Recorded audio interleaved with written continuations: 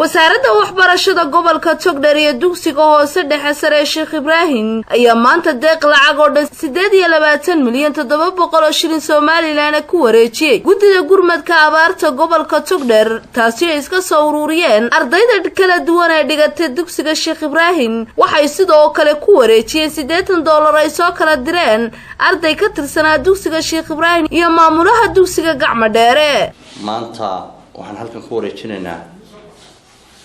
qaran dugsiga hoose dhexe iyo sare Sheekh Ibraahim oo ugu talagalay nidaamka gurmadka abaaraha ee qaranku ku waajibiyay in laga doono ka waxaan maanta halkan ku wareejinaynaa iyadoo guddoonka waxbarashada gobolkuna goobjoog yahay lacag dhan 28 milyan iyo 700 ayaanu halkan ku wareejinaynaa waxaan doonaynaa inay gudoomiye ku-xigeenka gobolka iyo guddida abaaruhu ay nagala wareegaan oo naga gudoomaan waxaan kaloo raacinayaa $80 oo laba shakhsi midba gaar u bixiyay wax ka mid ah arday dugsiga ka tirsanaan jiray Xamse Faarax Axmed oo Mareykan jooga wuxuu kaga soo qayb galay khayr Allah siiye $50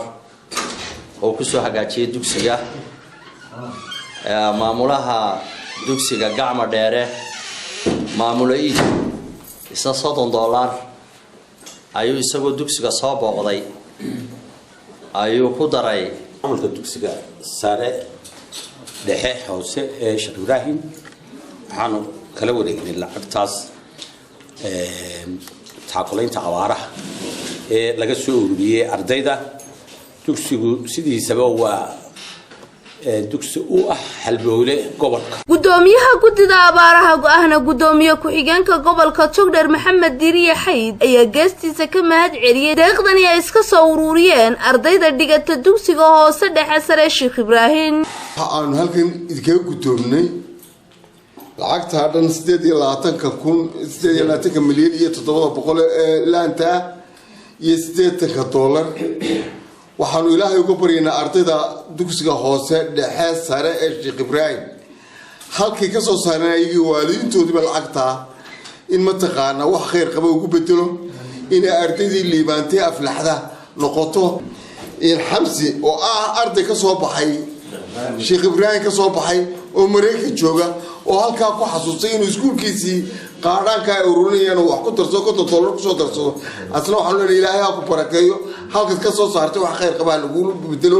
maamulaha iskuulka Gacma Dheerena asaasi leeg baan ugu ducaynaa $60 asna ku soo darso barwaaqo aadan Maxamed magaalada Burco.